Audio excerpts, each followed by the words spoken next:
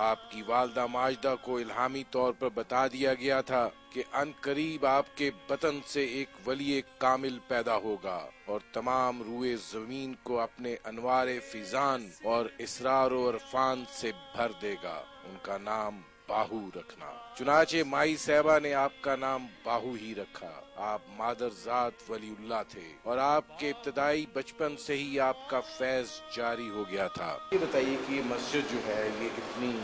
محبت اور عقیدت سے بنائی جا رہی ہے، توسیع بھی اس کے اندر جو ہے وہ کی جا رہی ہے، تو اس کی کیا اغراض و مقاصد بنیادی طور پہ اس کی کیا ہے؟ جی، بنیادی طور پہ تو چونکہ یہ اللہ کا گھر ہے اور یہ اسی لیے بنایا گیا ہے کہ یہاں پہ لوگ آ کے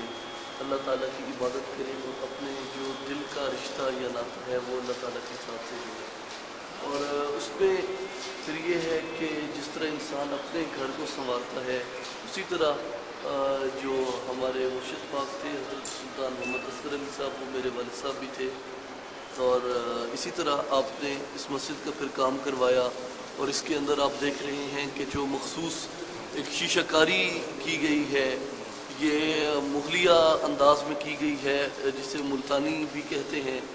اور اسپیشل فنکار منگوائے گئے اور انہوں نے یہاں پہ آ کے اس کا سارا نمونہ بنایا، اور آپ دیکھ رہے ہیں کہ اس میں آیات جو ہیں وہ شیشے کے ساتھ لکھی گئی ہیں، اور مختلف اشعار جو ہمارے ایمان کا اور ہمارے ذوق کا تقاضا کرتے ہیں۔ اور اس کے اندر ابھی ہم نے توسیع کا جو منصوبہ ہے وہ بنایا ہے، اور وہ بھی انشاءاللہ بہت جلد تکمیل ہوگا، اور اس توسیع کے منصوبے میں یہی ہے کہ یہاں پہ جب عرس مبارک کا موقع ہوتا ہے یا ویسے جو زائرین آتے ہیں انہیں یہاں پہ بعض اوقات کوئی دشواری اٹھانی پڑتی ہے تو وہ بھی نہیں ہوگی، اور اس کے ساتھ ان کے رہائشی منصوبہ جات بھی بن جائیں گے۔ اور اس توسیع میں پلس ہمارا یہ بھی ہے کہ ہم ایک بہت بڑی لائبریری بنائیں گے کہ جس سے آ کے لوگ ریسرچ کا اور تحقیق کا جو کام ہے وہ کر سکیں، جس میں دنیا کے مختلف علوم میں مختلف زبانوں میں وہ کتب جو ہے وہ یہاں پہ موجود ہیں۔ اچھا، ایک اور چیز فرمائیے گا کہ یہ اہل تصوف کی دنیا جو ہے یہ علم کی دنیا ہے، اور علم جو ہے وہ سیکھنے سے آتا ہے، اور یہ اتنی ایک طویل سلسلہ جاریہ ہے، تو کوئی آپ کے ذہن میں خیال کہ یہاں پہ تربیت کے حوالے سے کوئی انتظام کیا جائے کہ جو ہم ذہنی انتشار کی بات کرتے ہیں، تقسیم کی بات کرتے ہیں، جی بالکل، تو یہاں سے ایسی کوئی صورتحال جنم لے کہ جس میں مذہب جو ہے وہ ایک امن کا، ایک سکون کا، ایک تحمل جو ہے وہ پیدا کر سکے؟ جی بالکل، اسی کے اوپر ہی ہم کوشش کر رہے ہیں اور بلکہ کام کر رہے ہیں، بلکہ یہاں پہ ہم نے ایک تربیت گاہ بنائی ہے جس میں جو لوگ آتے ہیں، جو زائرین آتے ہیں، ان کو ہم یہاں پہ روحانی تعلیمات کا درس دیتے ہیں، اور بلکہ ہمارا ایک باقاعدہ اس میں ایک کورس ہم نے شروع کیا ہوا ہے کہ ایک ہفتے کا کوئی کرنا چاہے، جتنا میکسیمم ٹائم میں کوئی کرنا چاہے تو وہ ان کی بنیادی طور پہ جو ضرورت ہے وہ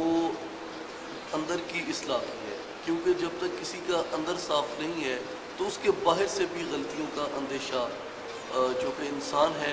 تو وہ غلطیوں کا اندیشہ رہتا ہے۔ اس لیے ہم یہ کوشش کر رہے ہیں دوسری اس کے ساتھ ساتھ کہ معاشرے کے اندر ایک بیلنس پیدا کیا جائے، اور معاشرے میں جب بھی بیلنس آیا ہے آپ اس بات کو اچھی طرح سے سمجھتے ہیں کہ وہ محبت کے ساتھ آیا ہے، وہ سختی کے ساتھ کبھی نہیں آ سکتا۔ اور جو تصوف کا یہ جو فقر ہے، یہ جو روحانیت ہے، ان کا سب سے پہلا درس بھی یہی ہے، وہ یہ نہیں دیکھتے کہ یہ شیعہ ہے، سنی ہے، ہندو ہے، کون ہے، یہ جو بھی آ رہا ہے ان کی درگاہ، ان کا دربار وہ اللہ کی رحمت ہے جو برستے ہوئے نہیں دیکھتی کہ میں کسی گندگی کے ڈھیر پہ برس رہی ہوں یا میں کسی باغ پہ برس رہی ہوں۔ اس میں ایک محبت ہوتی ہے، ایک رحمت ہوتی ہے جو سب کے لیے برابر ہے، اور ہم اسی چیز کی کوشش کر رہے ہیں۔ تن من میرا پرزے پرزے جیوں ترزی دیاں لیراں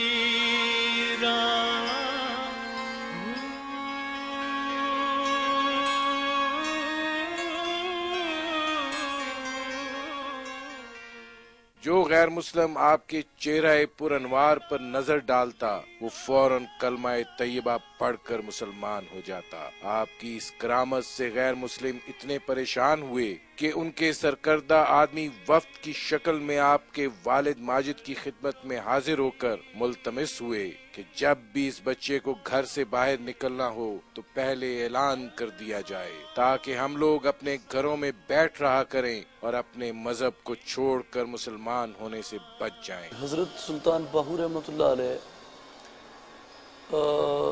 अल्लाह ताला के वलियों में से वो एक हस्ती हैं कि जिनके बचपन से ही उनका जो फैज़ था वो शुरू हो गया था। यानी आप एक किलादार के बेटे थे और आपको जब किले में आप जाते थे, निकलते थे, तो जितने भी गैर मुस्लिम होते थे, जिसकी नज़र आपके चेहरे पर पड़ती थी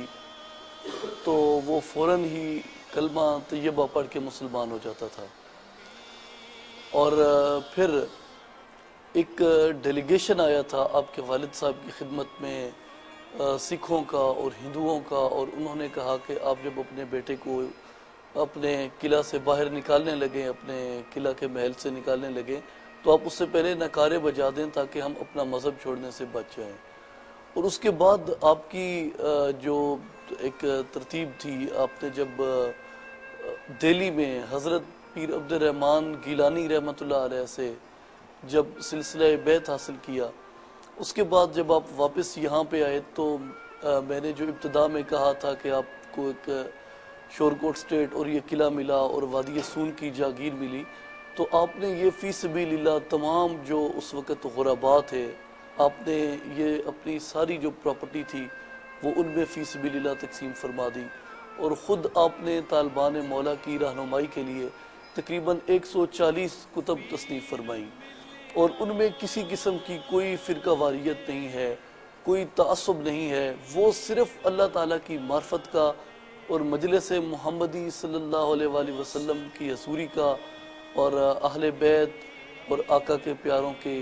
से प्यार का जो दर्स है वो आपने दिया। आप अपनी किताब अमीरुल कौनीन में फरमाते हैं कि अरसा 30 साल तक मैं मुर्शिद कामिल की तलाश में फिरता रहा, लेकिन मुझे अपने मतलब का मुर्शिद न मिल सका। आखिर एक मर्तबा इस फकीर को हजरत अली करमुल्लाह वजह बातन में हाथ पकड़कर रसूल अल्लाह सल्लल्लाहु अलैहि वसल्लम की बारगाह में ले गए। ओ मुर्शद